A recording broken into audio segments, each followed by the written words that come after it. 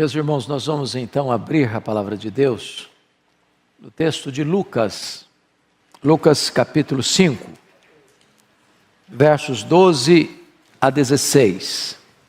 Lucas 5, 12 a 16. Esse texto diz o seguinte: aconteceu que, estando Jesus numa das cidades, veio à sua presença um homem coberto de lepra. Ao ver a Jesus, prostrando-se com o rosto em terra, suplicou-lhe: Senhor, se quiseres, podes purificar-me. E ele, estendendo a mão, tocou-lhe, dizendo: quero, fica limpo. E no mesmo instante lhe desapareceu a lepra.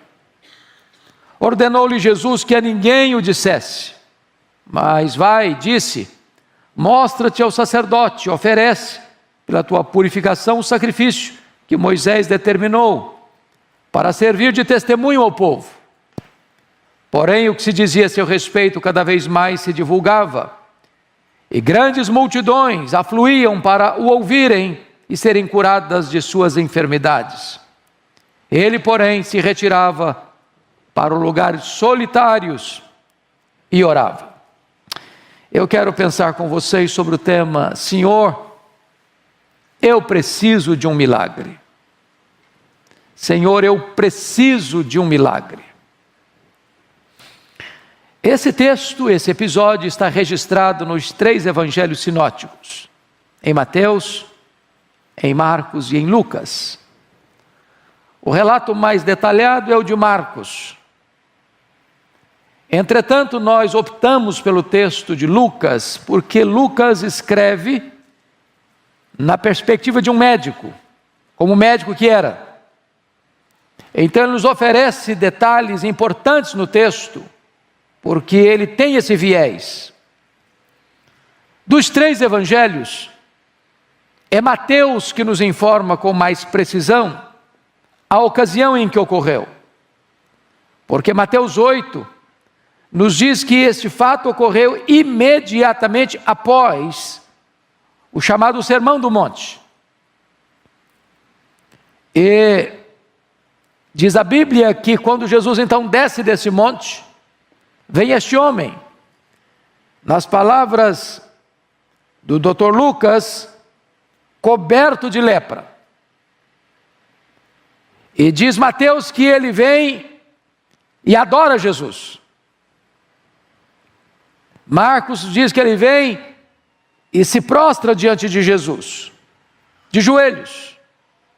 Aqui em Lucas diz que ele se prostra na presença de Jesus, fazendo uma pergunta, um pedido, um clamor na verdade: Senhor, se tu quiseres, tu podes purificar-me.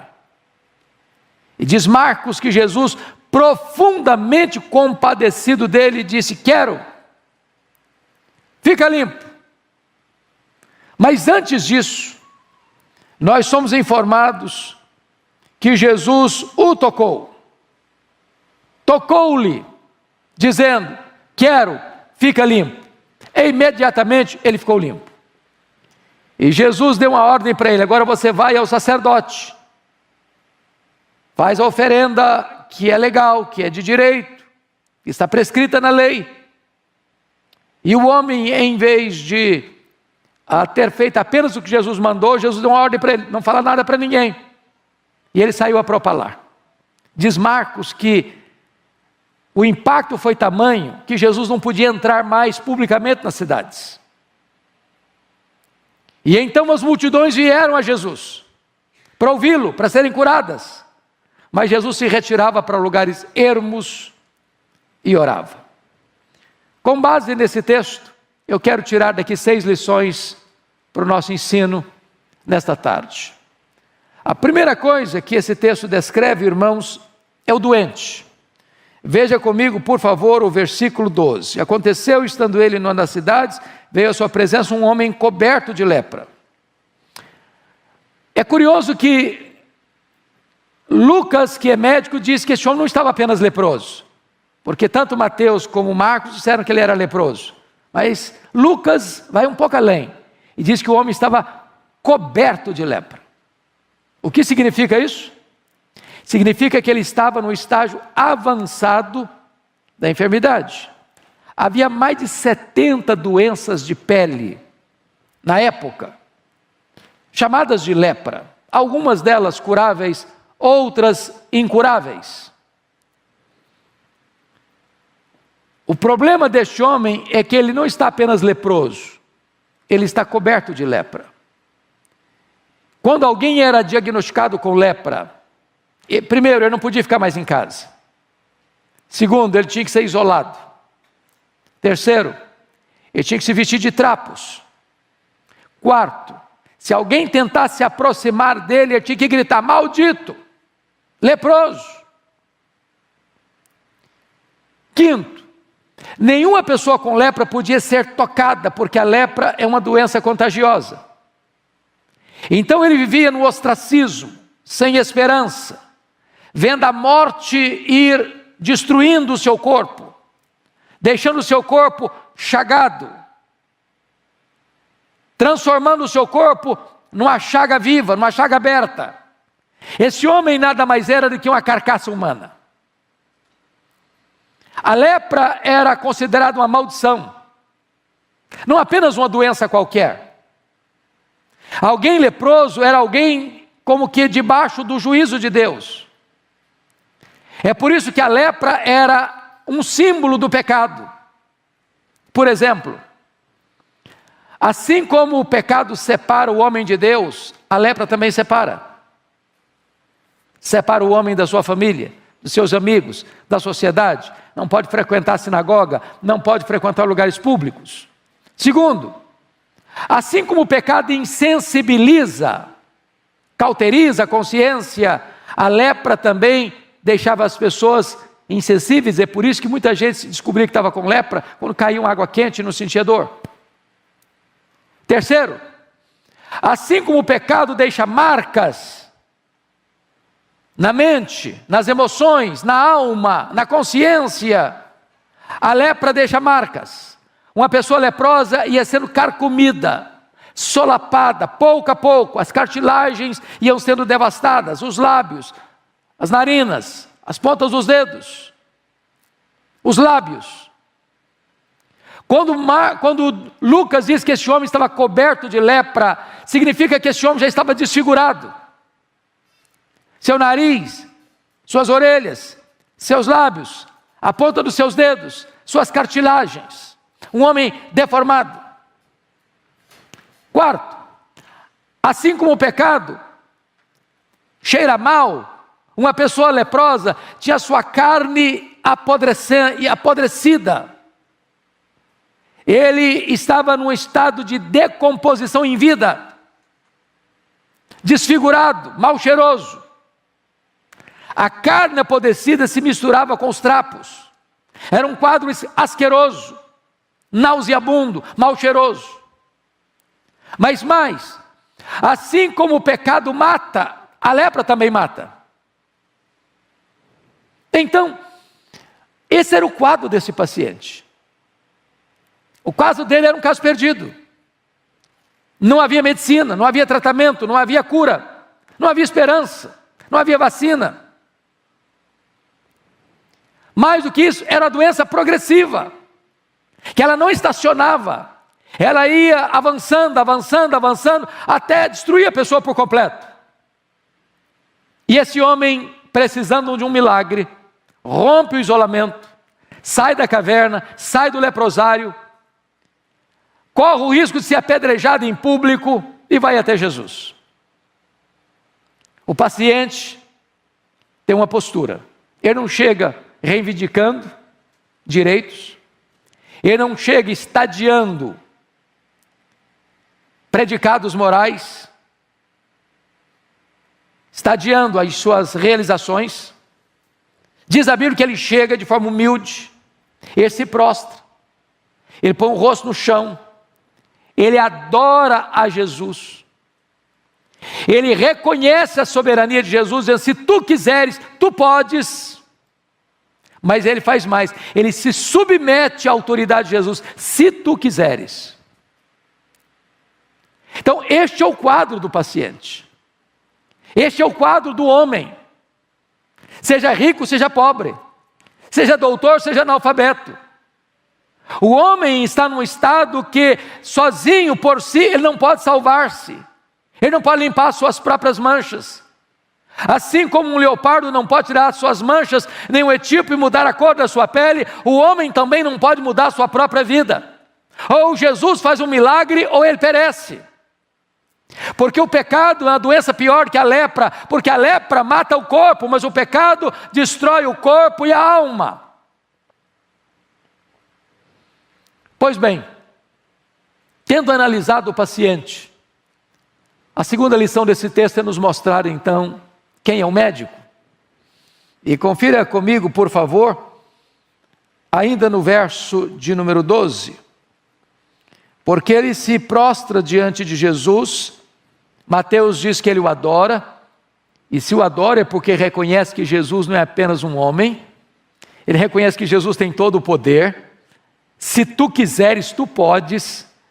Oh, amados irmãos, eu fico imaginando os nossos médicos, por mais estudiosos, por mais capacitados, por mais peritos que sejam na sua respectiva área, todo médico tem seus limites, tem suas impossibilidades. Ele trata de um paciente dentro do seu conhecimento, dentro da ciência, mas chega um momento em que todo o conhecimento dele, toda a ciência dele diz: nós vamos até aqui, daqui para frente não dá mais, eu não posso mais, eu não consigo mais. E note que este homem reconhece que Jesus tem todo o poder. Em outras palavras, a última palavra não é da ciência, a última palavra não é da medicina. A medicina tem limites. Mas esse homem entende que Jesus é um médico que está para além dos limites, está para além das possibilidades da medicina, está para além das possibilidades da ciência. A ciência na época não tinha remédio para a lepra, mas ele sabia que se Jesus quisesse, ele podia ser purificado. Se tu quiseres, tu podes. Quem é esse médico? Além de todo poderoso, ele tem outra coisa. Diz Marcos que Jesus profundamente compadecido dele. Porque você e eu, às vezes, temos até compaixão, mas não temos poder. E eu imagino que se um médico tivesse poder, ele chegaria no hospital e ia levanta, resolvido. O coração dele parte. O coração dele está conduído, mas ele não tem poder.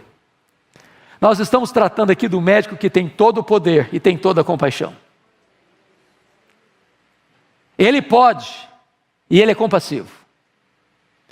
Então nesta tarde, e quem está nos acompanhando, talvez você tenha problemas na sua vida, não talvez de saúde, talvez seu drama é outro, talvez é um problema emocional, talvez é um problema moral, talvez é um problema no seu casamento, talvez é um problema com seus filhos, talvez é um problema que você nem contou para o seu amigo mais íntimo, mas você convive com ele, ele atormenta você, ele é um chicote, um carrasco, que atormenta você, e você já buscou resposta, e você já buscou saída, e você já buscou alternativas, e não consegue sair do problema.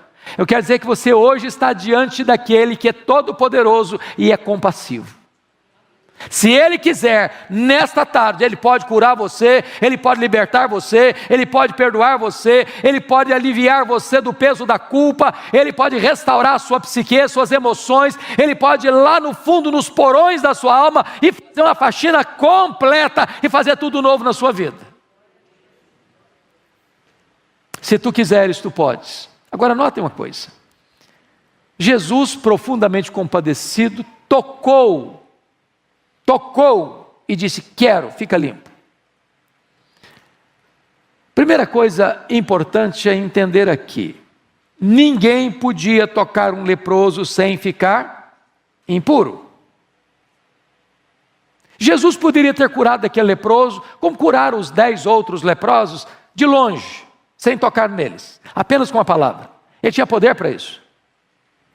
A grande pergunta é: por que Jesus tocou este homem?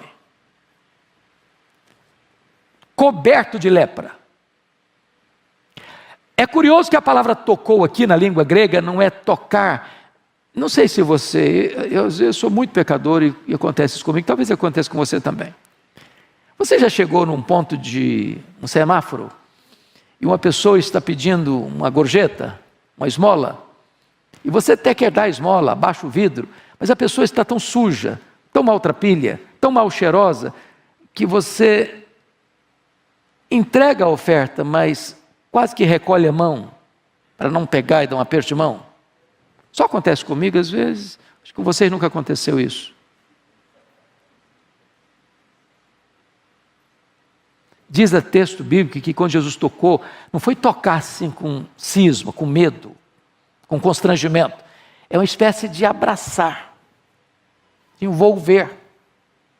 Agora pense que o homem estava com a carne apodrecida, no meio dos trapos. Por que Jesus tocou esse homem?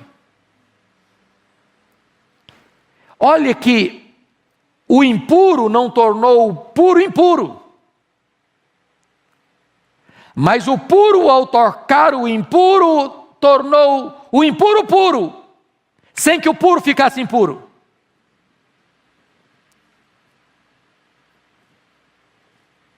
Quando Jesus tocou aquele homem, ele está dizendo o seguinte para ele: olha, não importa o seu estado, eu me importo com você.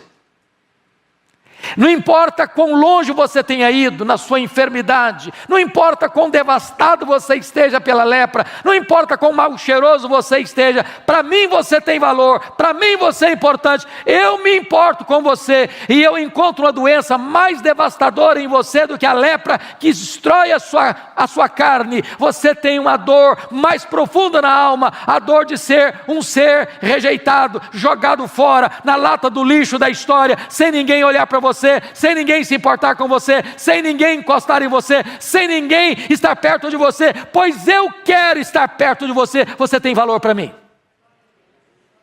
Jesus ama você. Não importa a sua condição, o seu estado, como você está, Ele ama você, Ele se importa com você. Esse é o médico dos médicos. Mas há uma terceira verdade nesse texto. Primeiro, o paciente; segundo, o médico; terceiro, a cura. A cura. Veja comigo, está escrito aí. No versículo 13. E ele, estendendo a mão, tocou-lhe, dizendo: quero, fica limpo. E no mesmo instante lhe desapareceu a lepra. Jesus quer e Jesus pode. Às vezes eu quero, mas eu não posso. Mas Ele quer e Ele pode. Qual a sua necessidade hoje? Talvez você veio para cá hoje com uma necessidade,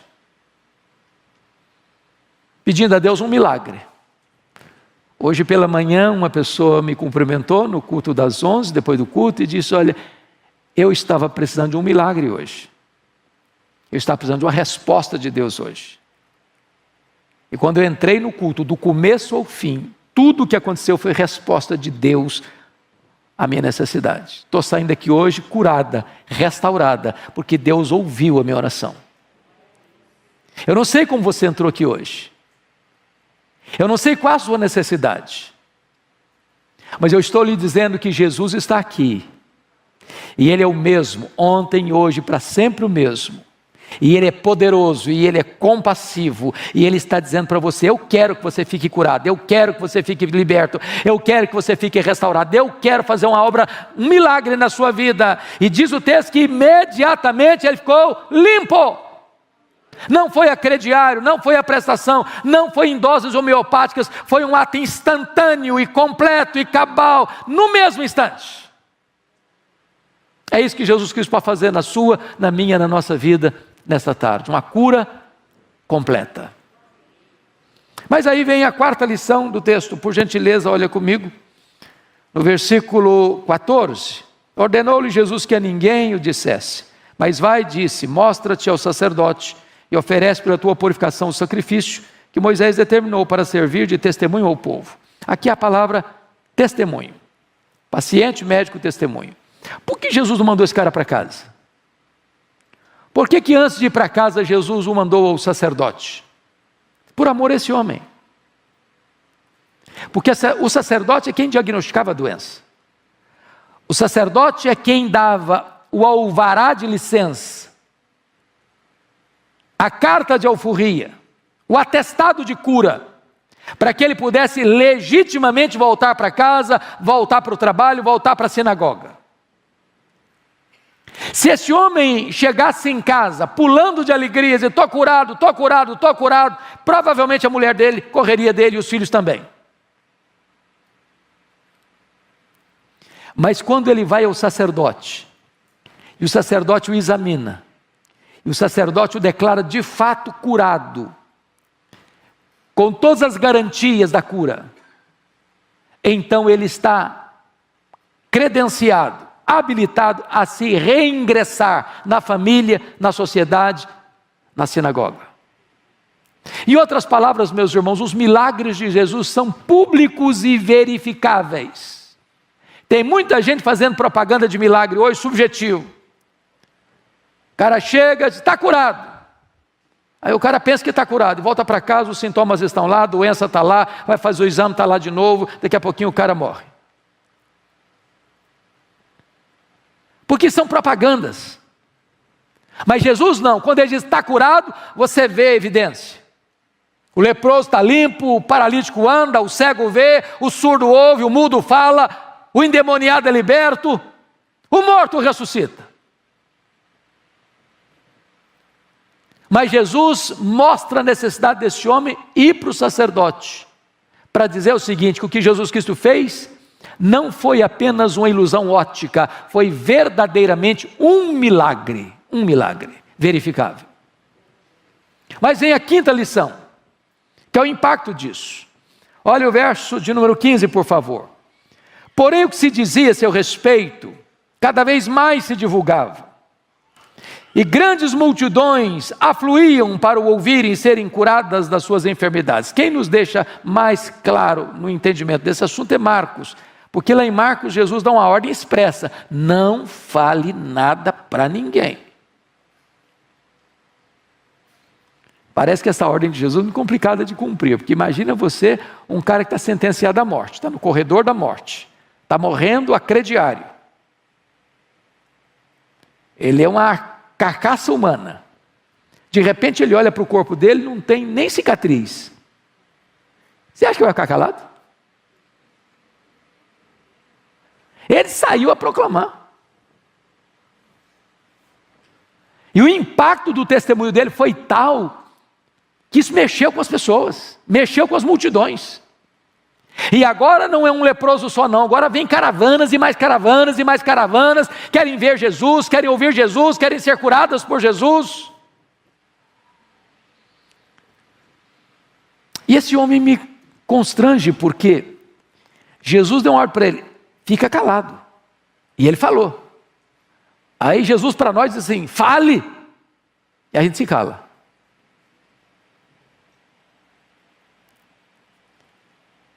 Irmãos amados, poucos crentes, quando eu falo poucos, segundo as estatísticas, passam de 90%, dão testemunho claro, lúcido, eloquente da sua fé em Jesus. O cara vai no supermercado, ninguém sabe que ele é crente. Ele passa no caixa, ninguém sabe que ele é crente. Ele passa na portaria do prédio dele, ninguém sabe que ele é crente. Pega um Uber, ninguém sabe que ele é crente. Pega um táxi, ninguém sabe que ele é crente. Vai no aeroporto, faz lá os check-in dele, ninguém sabe que ele é crente. Viaja 4, 5 horas do lado da pessoa, viagem inteira, ninguém sabe que ele é crente. Ele é um agente secreto. Esse homem proibido de falar, ele fala. Então, meu amado, abra sua boca, fala de Jesus. É curioso que você toma cada surpresa. Essa semana eu cheguei no aeroporto de Guarulhos, peguei um Uber e comecei a falar de Jesus para o rapaz. Falei, camarada, você acredita que eu estou desviado? Meu filho, está desviado? Estou desviado. Falei, você precisa de Jesus? Falei, eu preciso mesmo. E eu quero Jesus. Falei, onde é a igreja? Falei, lá em Pinheiros, ali na avenida Doutora Ruth Cardoso, 6.151. Falei, eu vou lá. Eu estou precisando, você ora por mim? Eu falei, eu oro. As pessoas estão desesperadas, irmãos. Tem tanta gente aí precisando que você abra a sua boca. Só falar, eu sou de Jesus, o cara começa a mostrar que ele está precisando de Jesus. Esse mundo não tem resposta, esse mundo não tem solução. O mundo está doente, o mundo está perdido, o mundo está confuso. O que você encontra é ódio para aqui, ódio para ali, é problema aqui, é problema lá, é confusão aqui, é confusão lá. A única voz lúcida que pode trazer esperança para o mundo está no povo de Deus. Então abra sua boca. A última lição do texto. Primeiro foi o doente. Segundo foi o médico. Terceiro foi a cura.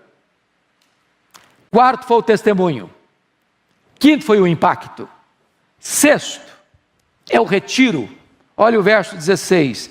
Jesus, porém, se retirava para lugares solitários e orava. Isso me impressiona. Porque Jesus era um pregador. A Bíblia diz que ele era pregador. E como pregador, todos querem mais gente para ouvir. Você tem uma mensagem a transmitir, e quanto mais gente tem para ouvir, melhor é. E diz o versículo 15, que grandes multidões, olha que coisa interessante, Lucas era um historiador. Ele não desperdiçava palavras, ele não falava coisa que não tinha realidade. Não era multidão, e nem era grande multidão, eram grandes multidões. Afluíram, para quê? Só por curiosidade? Não. Para o ouvirem e serem curadas das suas enfermidades.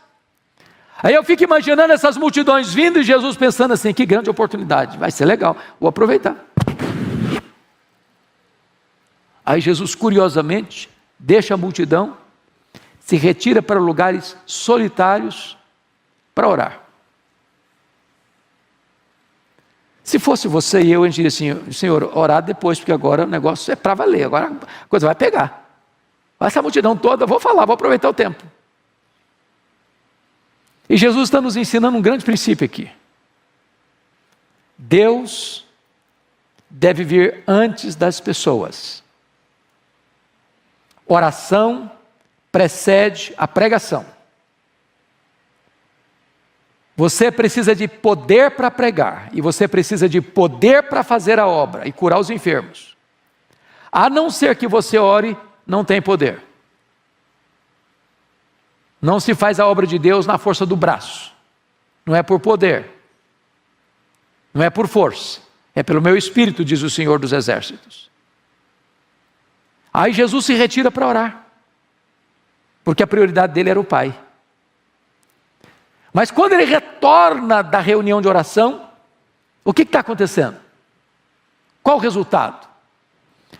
O versículo seguinte nos dá a resposta, versículo 17. Ora, aconteceu que num daqueles dias, estava ele ensinando, e achava-se ali assentados fariseus e mestres da lei, vindos de todas as aldeias da Galiléia, da Judéia e de Jerusalém, e o poder do Senhor estava com ele para curar. Muitas vezes nós deixamos de ver milagres porque nós fechamos a nossa agenda de oração. Porque nós substituímos o Senhor da obra pela obra do Senhor. Porque nós colocamos gente na frente de Deus. E eu quero encorajar você, meu irmão, a buscar em primeiro lugar a Deus. E o resultado é que você vai ter mais eficácia para fazer a obra de Deus. Quando Deus vem primeiro, as multidões ao ouvirem são alimentadas, são ensinadas, são curadas para a glória do próprio Deus. Esse homem reconhecia que precisava de um milagre. O caso dele era perdido. E Jesus fez o milagre. E naquele dia ele voltou para casa, curado, completamente restaurado por Jesus. Eu não sei como você está, mas hoje Jesus está aqui. E você pode voltar para casa, curado, perdoado, restaurado pelo poder de Jesus. Que Ele nos abençoe. Amém.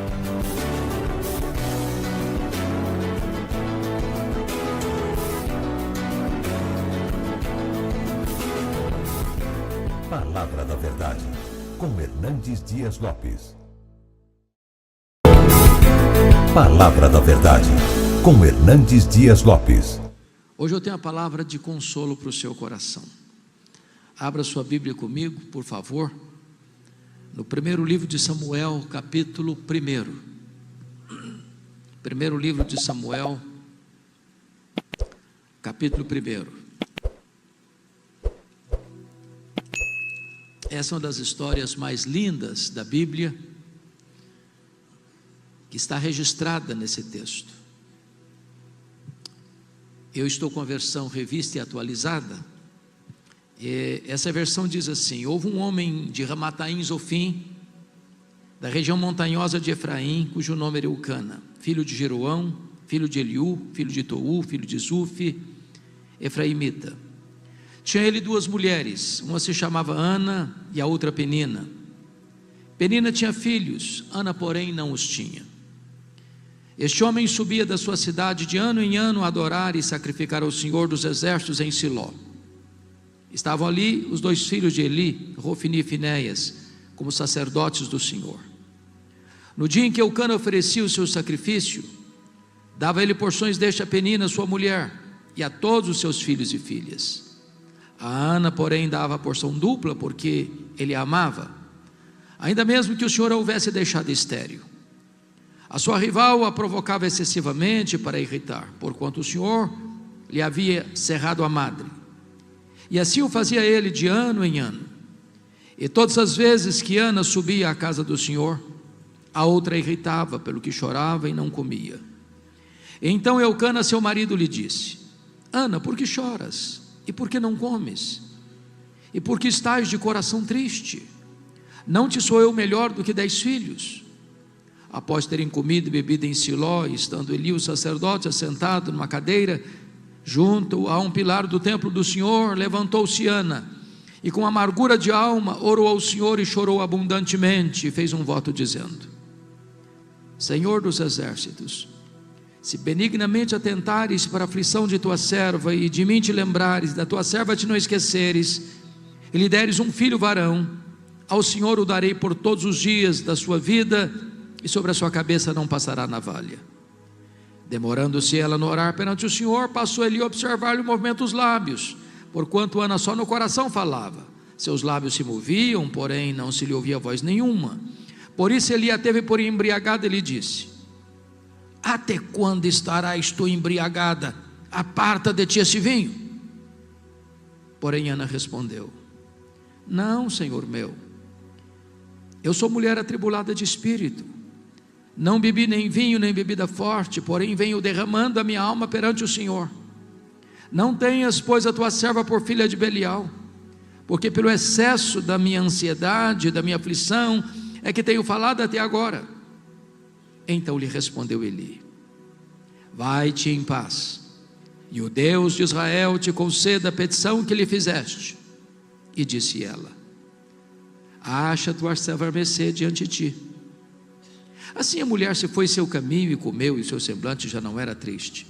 Levantaram-se de madrugada e adoraram perante o Senhor, e voltaram e chegaram à sua casa a Ramá.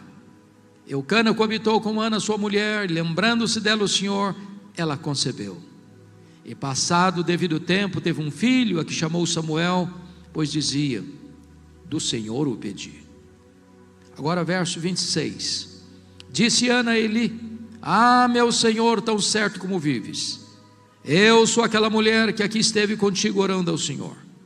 Por este menino orava eu, e o Senhor me concedeu a petição que eu lhe fizera, pelo que também o trago como devolvida ao Senhor por todos os dias que viver, pois do Senhor o pedi. E eles adoraram ali o Senhor. Amém. O meu tema é: não desista de seus sonhos. Não desista de seus sonhos. Era o ano de 1952 na Nova Zelândia. Um importante esportista daquele país nutriu um sonho audacioso, ousado, inédito. O sonho de escalar a montanha mais alta do planeta.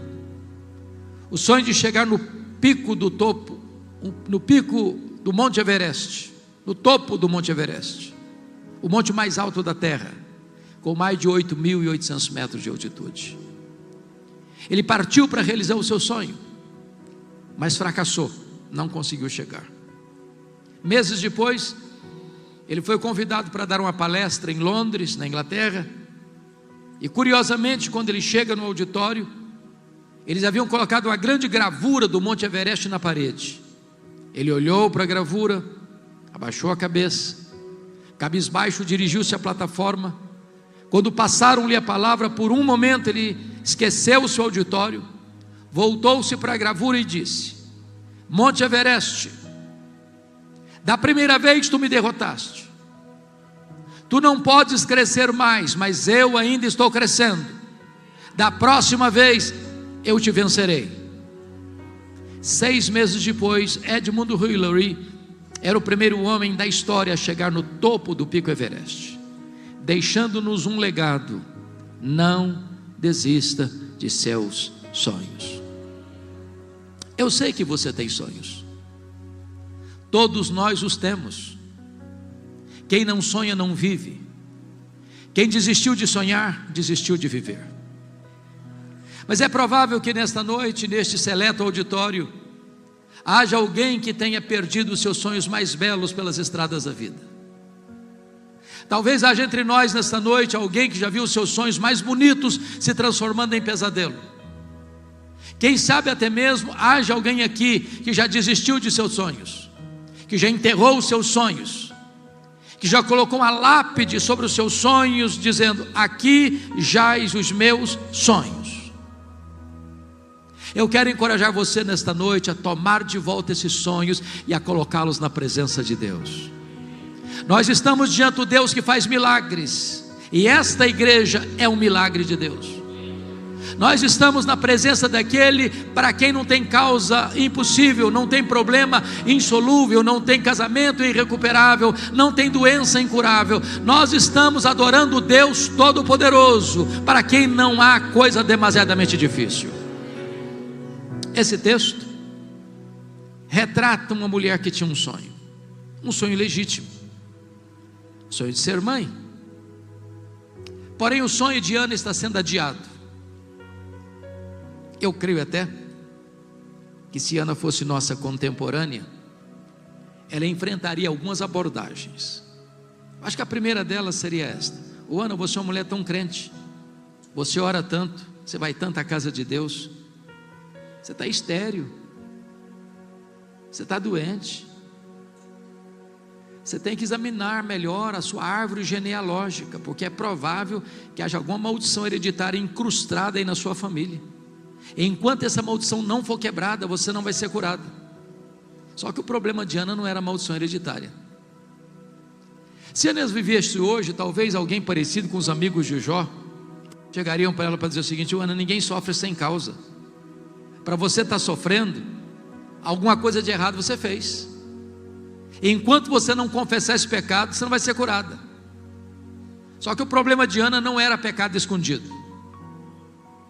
Se Ana vivesse hoje, talvez alguém mais audacioso diria para ela assim: Ana, deve ter algum demônio da esterilidade escondido aí na sua vida. O que você precisa fazer é ir num culto de libertação.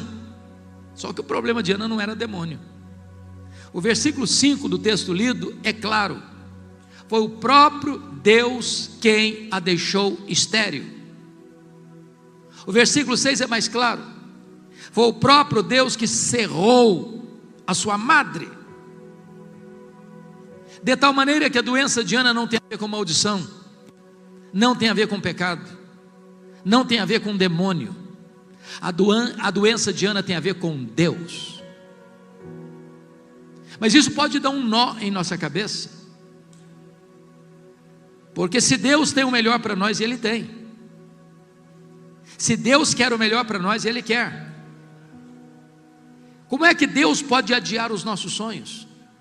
E os nossos sonhos mais legítimos? Pois é sobre isso que quero passar a falar com você nesta noite.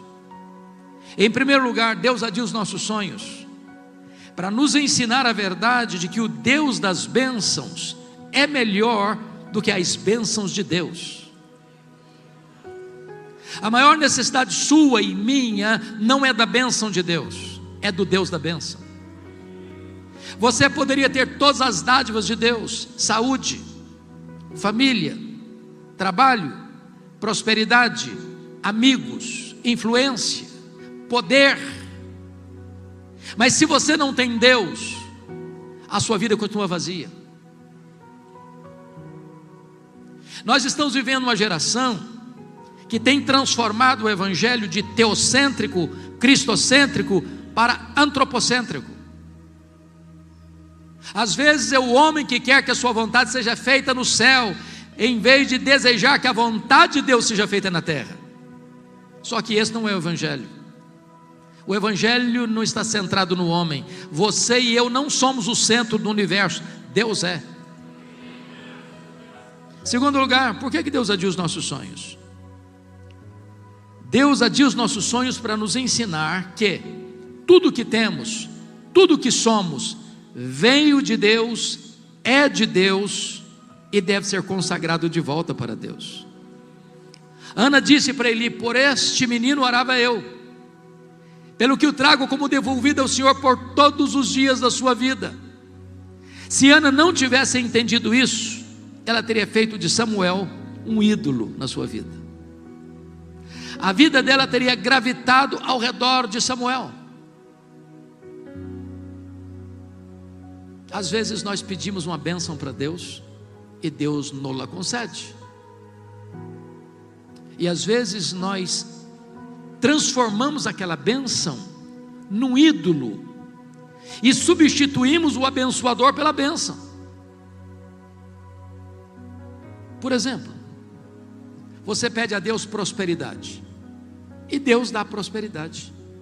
A bênção do Senhor enriquece, com ela não tem desgosto. Riquezas e glórias vêm de ti.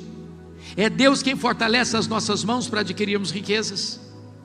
Aí a pessoa começa a prosperar, compra mais uma casa, compra mais um apartamento, compra mais um carro, compra mais um sítio, compra mais uma ação na bolsa de valores.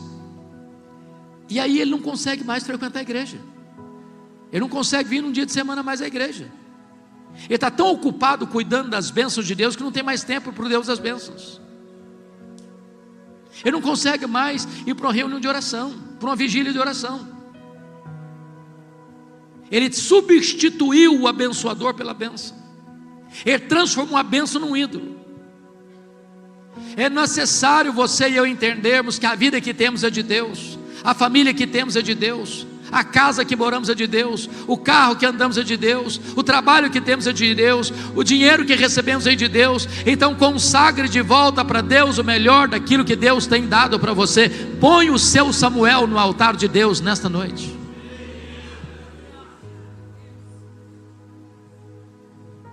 Quarto lugar, aliás, em terceiro lugar, por que Deus adia os nossos sonhos? Deus adia os nossos sonhos porque os planos de Deus são maiores e são melhores do que os nossos melhores sonhos. Qual era o sonho de Ana? Apenas ser mãe. Qual era o projeto de Deus na vida de Ana?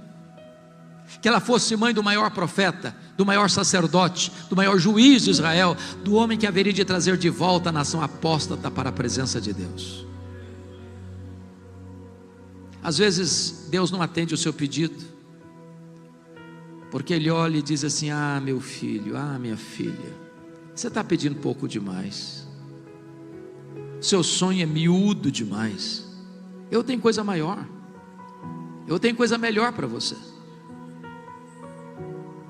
Quando José do Egito estava preso, ele pediu ao copeiro do faraó para lembrar-se dele.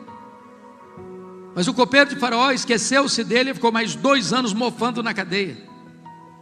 E você pergunta: mas onde está Deus? Que deixa um filho inocente padecer numa prisão imunda. Por que Deus não tirou José da prisão quando ele queria sair de lá? Se José tivesse saído da prisão quando ele queria sair de lá, o máximo que ele teria sido era um bom lavador de copos no palácio de faraó. Naqueles 2 anos, Deus estava construindo a rampa do palácio para sair da cadeia e ser governador do Egito. Quando Deus parece demorar, não é porque Deus está demorando, é porque Deus está preparando algo maior e melhor para a nossa vida, porque não há Deus como o nosso que trabalha para aqueles que nele esperam. Os pensamentos de Deus são mais altos que os nossos pensamentos, os caminhos de Deus são mais elevados que os nossos caminhos, os planos de Deus são melhores do que os nossos melhores sonhos. Quarto lugar, por que Deus adia os nossos sonhos?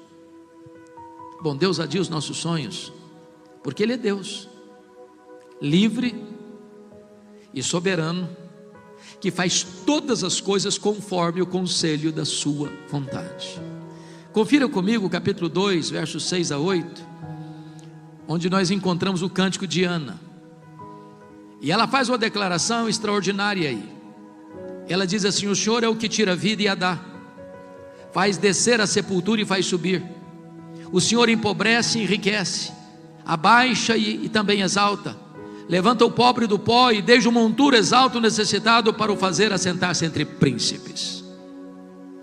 Eu tenho percorrido a nação brasileira e às vezes escuto algumas coisas que, em nome de uma fé robusta, beira a blasfêmia. Quando as pessoas dizem assim para Deus: Deus, eu proíbo, Deus, eu exijo, Deus, eu determino, Deus, eu decreto, e ai de Deus se não atender. Até parece que essas pessoas estão assentadas num alto e sublime trono, e Deus muito humilhado e pequenininho assentado aos seus pés. Que tolice, que meninice espiritual. O nosso Deus está no trono, Ele tem as rédeas da história em suas mãos, Ele não pode ser colocado contra a parede, ninguém pode pressionar Deus. Deus é livre, Deus é soberano, Ele faz todas as coisas conforme o conselho da sua vontade. Ele quem dá a vida, Ele quem tira a vida, Ele quem exalta, Ele quem rebaixa, Ele quem coloca no trono, Ele quem tira do trono. Só Ele é Deus e Ele é soberano. Por outro lado, quando Deus faz, ninguém pode impedir a mão de Deus de fazê-lo. Em nome da sã teologia, alguns dizem assim: não, o tempo dos milagres acabou, ficou lá no passado. A Bíblia diz que o nosso Deus é o mesmo ontem, é o mesmo hoje, é o mesmo para sempre. Ele não se aposentou numa cadeira de balanço, Ele não vestiu um pijama. O nosso Deus reina, o nosso Deus trabalha até agora, o nosso Deus faz prodígios e não precisa pedir licença nem para você e para mim para fazê-lo. Ele é Deus. Eu fico imaginando que Ana, como mulher instruída que era, deve ter buscado todos os recursos da medicina para cuidar da sua saúde, como toda mulher, sem exceção, gosta de uma bolsa, uma boa bolsa. Eu acho que ela devia carregar nesta bolsa os últimos exames médicos, a junta médica de Ramá, dizendo: Ana, não tem cura, não tem jeito. Mas Ana entendia uma coisa: se Deus quiser, tem jeito. A última palavra não é da ciência, a última palavra não é da medicina. Quando Deus quer, tem jeito. Para Ele não tem doença incurável, para Ele não tem causa perdida, para Ele não tem vida irrecuperável.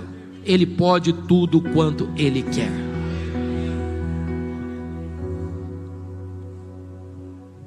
Eu estava numa visita pastoral lá em Vitória, num hospital da cidade. Quando eu chego no hospital, haviam 3 mulheres na porta. E quando eu cheguei, percebi que eram pessoas da minha cidade, do interior do estado do Espírito Santo.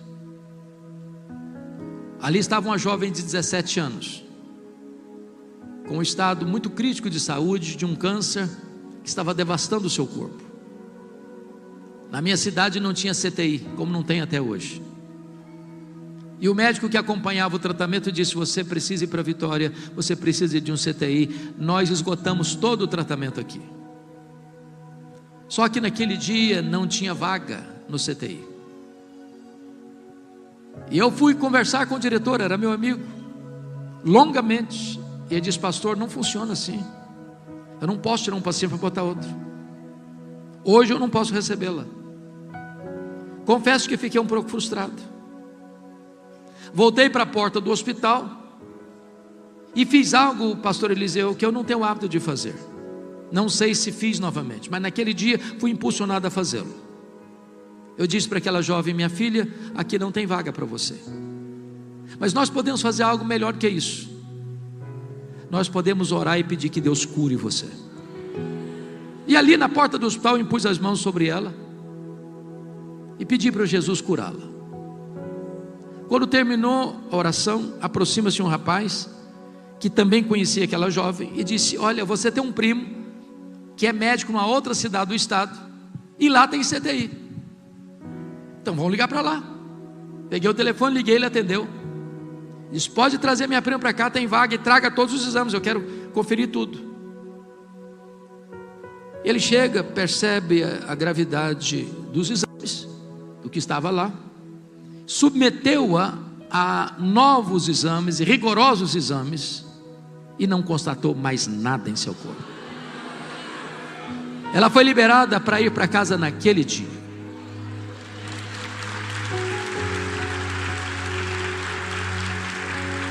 Isso tem mais de 20 anos. Mais de 20 anos. Nos últimos anos eu tenho pregado na minha cidade todos os anos, no período entre Natal e Ano Novo. O ano passado, pregando lá, depois do culto, tirando algumas fotos com algumas pessoas, aproxima-se uma senhora, muito bonita inclusive, e me fez uma pergunta que nunca se deve fazer a um pastor: o senhor se lembra de mim? Não faça mais essa pergunta para nenhum pastor, é constrangedora. Eu olhei bem para ela, olhei de novo, disse: minha irmã, só me perdoe, mas eu não estou lembrado da senhora não. Ela me disse: eu sou aquela moça que há mais de 20 anos o senhor orou por mim. Jesus me curou naquele dia, e nunca mais eu tive qualquer sintoma daquela enfermidade. Quando Deus quer, tem jeito. Não estou lhe dizendo que todas as pessoas pelas quais eu oro, Deus vai curar. O que eu estou lhe dizendo é que se Deus quiser, tem jeito. Então não desista de seus sonhos. Agora, o segundo ponto da mensagem: todas as pessoas que têm sonhos precisam ter muita cautela, porque existem assassinos de sonhos soltos por aí, que querem matar os seus sonhos. E Ana teve que lidar com 3 assassinos de sonhos. A primeira pessoa que quis matar os sonhos de Ana foi a sua rival Penina. Diz a Bíblia que Penina irritava Ana, sobretudo quando Ana subia para a casa de Deus em Siló. Ela provocava Ana de tal maneira que Ana entrava numa espécie de tristeza crônica, começava a chorar, eu acho que até perdia o apetite, entrava em depressão. Eu não sei o que é que Penina dizia para Ana, mas de uma coisa eu tenho certeza: Penina não era uma mulher de Deus, porque gente de Deus não vive para infernizar a vida dos outros. Gente de Deus é bálsamo, gente de Deus é aliviador de tensões. Cuidado com as peninas da vida, que tentam irritar você, que tentam tirar você do sério, que tentam massacrar você apesar da sua intensa dor. A segunda pessoa que quis matar os sonhos de Ana foi o sacerdote Eli. Todo ano Ana subia para Siló, todo ano. Lá estava Eli, lá estava Rofini, lá estava Finéias. Não consta o historiador bíblico que em nenhuma dessas idas, nem Eli, nem Rofini, nem Finéias, olhasse para Ana, conversasse com Ana, orasse por Ana, chorasse com Ana. A primeira vez que o sacerdote Eli dirigiu a palavra a Ana foi para sacar contra ela um pesado libelo acusatório, chamando-a de bêbada, chamando-a de filho de demônio, de filha de Belial, na casa de Deus. Eu acho até, pastor Joel, que se a Ana fosse membro da Lagoinha de Siló, ela ia sair da igreja. Aí, eu acho que ela faria um pouco mais, ela ia fazer uma campanha para tirar o pastor Eli da igreja. Por muito menos as pessoas fazem isso hoje. Só que Ana não era uma mulher hipersensível. Ana não era um crente cristal, porcelana. Ana era uma mulher madura na fé. Ela diz: eu não estou bêbada não, meu Senhor. Eu sou mulher atribulada de espírito. O que eu estou fazendo é derramando a minha alma perante o Senhor. Não me trate como uma filha do demônio, não me trate como uma filha de Belial. A terceira pessoa que quis matar os sonhos de Ana foi o seu marido, Eucana. Eucana era um maridão. Diz o texto que Eucana amava Ana, que Eucana era um marido provedor, ele dava porções duplas a Ana. Mas Eucana tinha um problema, ele era cabeça dura demais, incrédulo demais. Eucana não acreditava em milagres. Ele conhecia a história da redenção, ele sabia como Deus havia curado Sara, como Deus havia curado Rebeca, como Deus havia curado Raquel. Ele via Ana chorando, ele via Ana orando. Em momento algum a Bíblia diz que Eucana chega para Ana e diz o seguinte: minha filha, eu sei que você quer ser mãe, eu sei que você chora, eu sei que você ora, eu acompanho a sua vida, Deus já fez milagres no passado, quem sabe Deus faça de novo, então conta comigo, eu estou do seu lado, nós vamos orar juntos, quem sabe Deus nos ouve. Não consta a Bíblia que ele tivesse feito isso, mas o versículo 8 relata que uma hora ele chama a Ana para uma conversa, e eu vou parafrasear a conversa. Eu acho que foi mais ou menos o seguinte: vem cá, Ana, eu preciso bater um papo com você. Ana, não dá mais, filha, esse negócio de querer ser mãe vira uma obsessão na sua vida. Você está completamente doente, mulher. Chega de chorar, para com isso. Você não sabe que a junta médica de Ramá já deu o resultado, que não tem cura. Para que você insiste numa causa perdida? Vira essa página, mulher. Aliás, Ana, você não está nem curtindo o maridão que você tem. Você não sabe que eu sou melhor que 10 filhos para você? Se fosse hoje eu diria: Ana, pense em mim, liga para mim, chore por mim, não chore por ele, Ana. Assassino de sonhos, cuidado que isso pode estar dentro da sua casa. Não desista de seus sonhos. O terceiro e último ponto da mensagem tem a ver com o que você vai fazer quando os seus sonhos são adiados. Ana nos ensina 3 coisas. Primeiro, se os seus sonhos estão sendo adiados, continue crendo que Deus vai fazer um milagre, que Deus pode fazer um milagre. Continue orando, continue jejuando, continue chorando diante de Deus. Ore um pouco mais, jejue um pouco mais, persevere um pouco mais, caminhe um pouco mais. Tem muita gente que desiste cedo demais. Tem gente que desiste no limiar da vitória.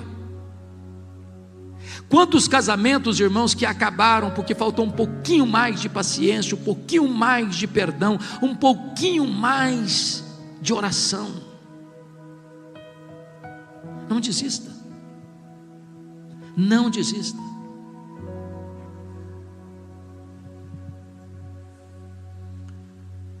Norman Vincent Peale foi um pastor metodista. Ele escreveu o seu primeiro livro. Todo escritor enfrenta problemas para publicar o seu primeiro livro. As editoras não acreditam. Aliás, as editoras, via de regra, nem olham o conteúdo. Dão uma boa desculpa: não está no nosso calendário, nós temos outras prioridades, quem sabe no futuro.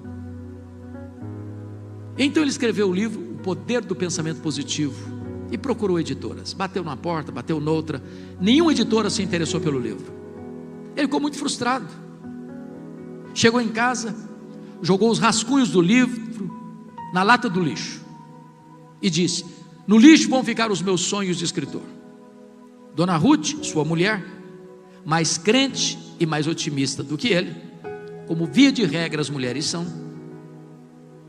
Pegou os rascunhos do lixo e disse: eu acredito nos seus sonhos e vou lutar por eles.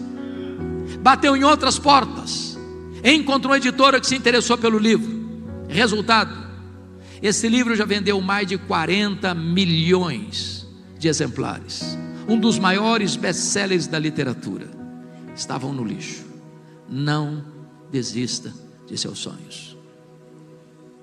Um dos homens que mais me encantam na política americana é Franklin Delano Roosevelt. Estudou em Harvard, estudou na Columbia, fez uma carreira política brilhante, mas o sonho dele era ser presidente dos Estados Unidos da América. Entretanto, com 39 anos de idade, ele sofre poliomielite e fica paraplégico numa cadeira de rodas. Alguém se aproxima dele e diz: numa cadeira de rodas você nunca será presidente dos Estados Unidos. Ele respondeu: pois eu nunca vou desistir. Foi o único homem até hoje na história americana que foi eleito e reeleito presidente dos Estados Unidos da América 4 vezes consecutivamente numa cadeira de rodas. Não desista de seus sonhos. A segunda coisa que Ana nos ensina, se você quer lutar pelos seus sonhos, é tomar posse das promessas da palavra de Deus. No versículo 17, o mesmo Eli que chamou Ana de bêbada, agora abre a boca e é um profeta de Deus. Quando diz para Ana: vai em paz para a tua casa e o Deus de Israel te conceda a petição que lhe fizeste. Essa palavra é boa, essa palavra vem de Deus. Essa palavra Ana hospeda no coração, e essa palavra trouxe cura e libertação para Ana. Eu sou pastor há 43 anos, e eu já vi muita gente adoecer, emocional, espiritual e até fisicamente, porque um dia escutou uma palavra atravessada, cheia de veneno, ou do pai, ou da mãe, ou do marido, ou da esposa, ou do filho, ou da filha, ou do patrão, ou do professor. Deixa eu lhe dizer algo. Se você escutou uma palavra que parece mais uma seta de veneno para destruir você, não acolha esta palavra. Você não é o que as pessoas dizem que você é. Você não é nem mesmo quem você pensa que você é. Você é quem Deus diz que você é. Mas se você quer vitória na sua vida, aproprie-se das promessas da palavra de Deus. Sabe por quê? Porque Deus é o avalista da sua palavra. Deus vela pela sua palavra em a cumprir. Nenhuma das promessas de Deus cai por terra. E notem vocês que Ana recebe 2 curas.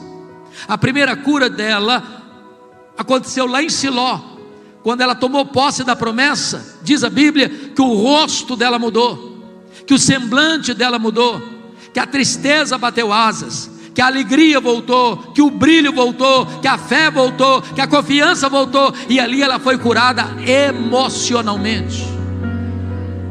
Mas diz o texto que ela desce para Ramá, coabita com seu marido. Deus se lembrou dela, ela concebeu e deu à luz a um filho, a quem pôs o nome de Samuel. Em Siló ela creu, em Ramá ela obedeceu. Em Siló ela tomou posse da promessa, em Ramá o milagre se historificou na sua vida. Notinha de rodapé, notinha de rodapé. Ana queria ser mãe, mas ela vivia chorando. Preste atenção nisso. Via de regra, um marido não tem muita atração por uma mulher que está com o rosto coberto de lágrimas. Ela queria ser mãe, mas ela afastava ainda mais o marido. E eu fico imaginando a cena. quando ela desce de Siló, rosto bonito, sorriso largo, quem sabe usou os melhores cosméticos, os melhores perfumes, e o Elcana olhou para ela e disse: uau, hoje tem avivamento lá em casa.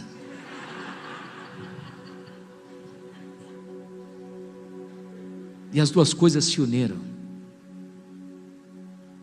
a bênção de Deus e a iniciativa humana.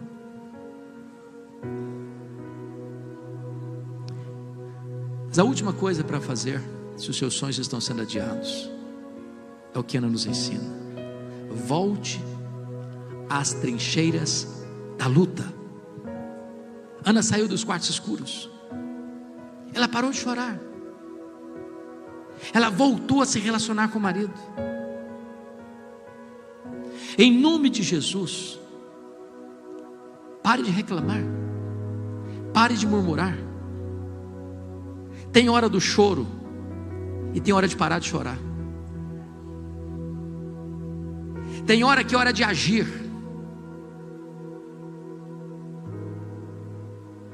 Lute pelo seu casamento, lute pela sua família, lute pelos seus filhos, lute pela sua casa.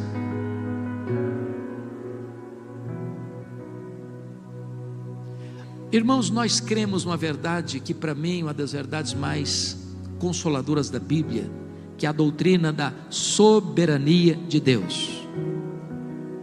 Quando você diz que Deus é soberano, você está dizendo o seguinte: eu não creio em acaso, eu não creio em sorte, eu não creio em coincidência, eu não creio em azar, eu não creio em determinismo cego, eu não creio em feitiço, eu não creio em olho gordo, eu não creio em macumba para crente. Eu creio que a mão de Deus dirige o meu destino. Se você está passando uma prova, essa prova não pegou Deus de surpresa. Se você está passando por um vale, Deus não foi surpreendido por isso. Se você está passando por uma doença, Deus tem um propósito nisso. Então volte a cantar, então volte a sorrir, então volte a crer, então volte a confiar em Deus, então volte a lutar por esta causa em nome de Jesus e não desista de seus sonhos.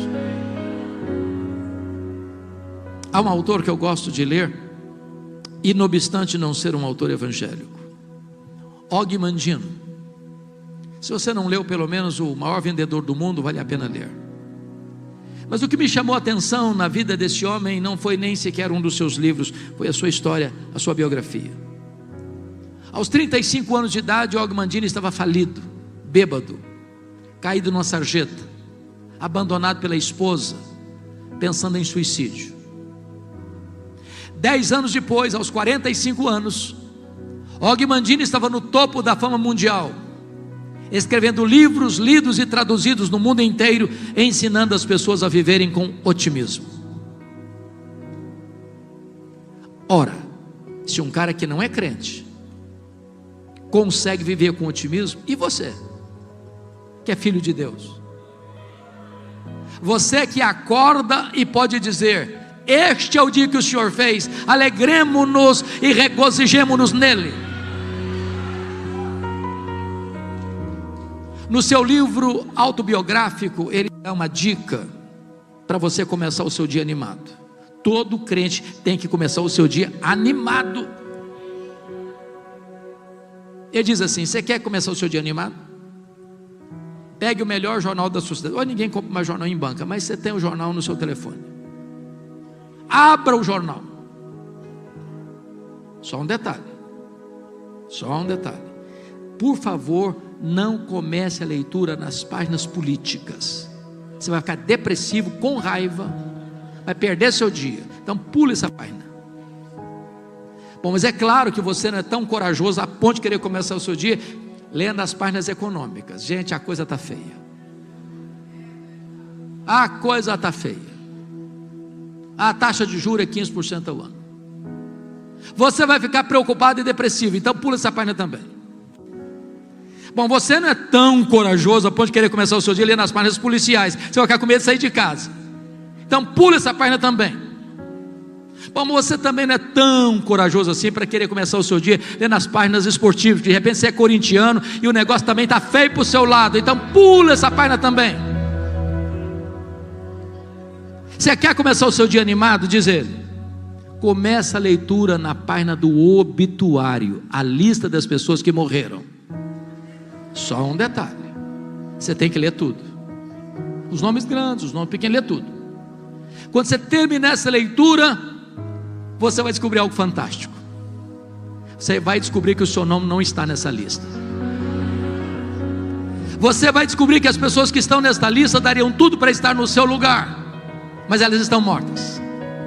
Você vai descobrir que você está vivo.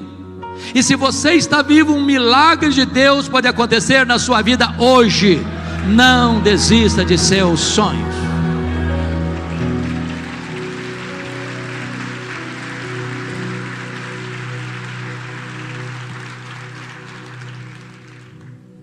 Esta mensagem tem um sabor especial para mim. Isso porque eu sou fruto de um sonho. Os meus pais moravam numa região muito pobre do interior do estado do Espírito Santo, nos idos de 1958. Não tinha estrada, não tinha carro, não tinha médico. Quando a pessoa ficava doente, ela precisava ser transportada numa padiola. Padiola é um lençol amarrado num varal, duas pessoas caminhando pela trilha. O posto médico ficava a 40 quilômetros. A minha mãe estava grávida do seu último filho, no estado adiantado de gravidez, quando caiu gravemente enferma. Meu pai sabia que ela não suportaria uma viagem padiola de 40 quilômetros.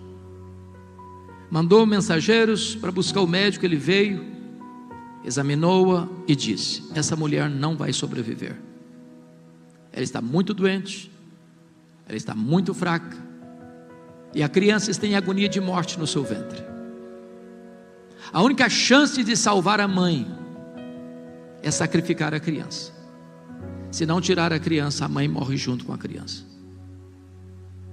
Naquele impasse, a minha mãe tomou uma outra decisão. Disse: eu não abro mão desse filho, eu não desisto desse filho, eu estou pronta a morrer com ele, eu estou pronta a morrer por ele, mas eu não desisto dele. Naquela hora ela fez um voto para Deus e disse: meu Deus, se tu poupares o meu filho, eu consagro este filho para ti, para ser um pastor, para ser um pregador do evangelho. Deus ouviu a oração da minha mãe e eu nasci. Nasci na roça, trabalhando na enxada desde a minha mais tenra infância. Fui calçar o meu primeiro par de sapatos com 8 anos de idade, com as mãos calejadas. Onde eu morava não tinha escola, a não ser escola primária. Nunca ninguém tinha saído dali para fazer além de 4ª série primária. Com 8 anos de idade eu entrei na escola. Com 12 anos já tinha encerrado a minha carreira estudantil. Na minha casa não tinha livros, só tinha um dicionário velho, sujo, rasgado. Com 10 anos eu comecei a decorar as principais palavras daquele dicionário. Eu tinha uma sede de estudar que não cabia em mim. A minha professora que me alfabetizou estava se mudando para Vitória, capital do estado. E sabendo do meu sonho de estudar, ela me perguntou: você tem coragem de vir comigo? E eu, que nunca tinha dormido uma noite fora de casa, disse para ela: se os meus pais deixarem, eu vou. Com 12 anos de idade, eu nunca tinha visto um aparelho de televisão. Com 12 anos de idade, eu nunca tinha entrado numa cidade. Com 12 anos de idade, eu subi na carroceria de um caminhão e fui parar no pior bairro da Grande Vitória, dentro de um mangue, do lado de um prostíbulo. Um barraco de tábuas de 4 cômodos, com 10 pessoas. Um dos meus últimos livros eu dediquei a essa professora, e até hoje eu não entendo o que Deus fez. Ela tinha todas as razões do mundo para não levar mais ninguém para dentro da sua casa, e ela me levou. Tempos dificílimos. Muitas vezes eu namorei um pão de sal na vitrine de um botequim, com muita fome. E eu não tinha dinheiro para comprar um pão de sal para comer. Muitas vezes eu procurei farinha e não tinha farinha para comer. Às vezes eu chorava, com 12 anos de idade, mas eu tinha um sonho. Eu queria estudar. Mas pasmem vocês, o meu sonho de criança, de juventude, era ser político e advogado. No dia que eu fiz 18 anos, eu que nunca perdi um comício por nada, tirei meu título e me filiei num partido. A minha mãe nunca me contou o projeto dela com Deus, embora analfabeta, mas sábia. Se ela contasse, pensava ela, eu seria sugestionado a ser pastor.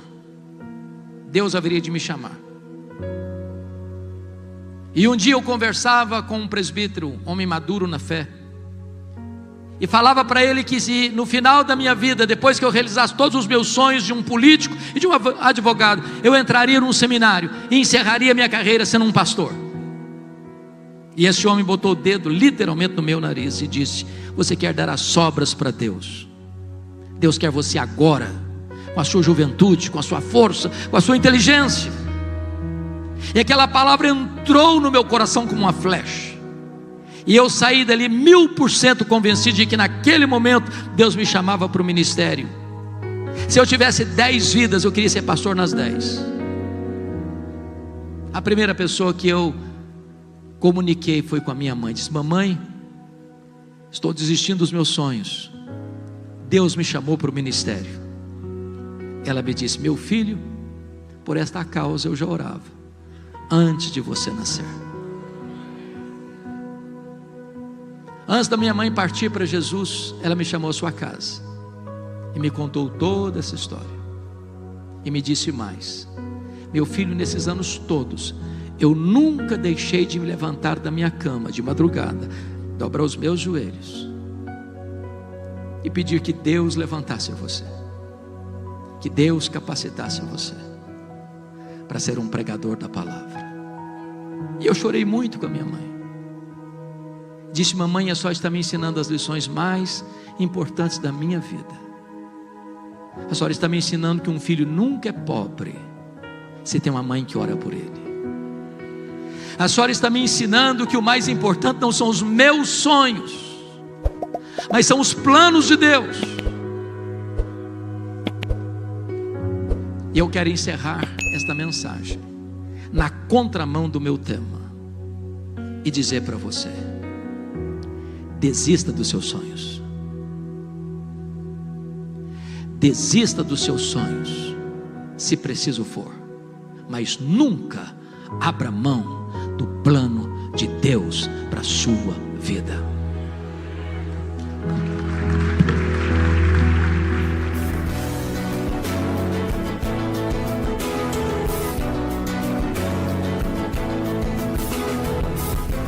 Palavra da Verdade, com Hernandes Dias Lopes.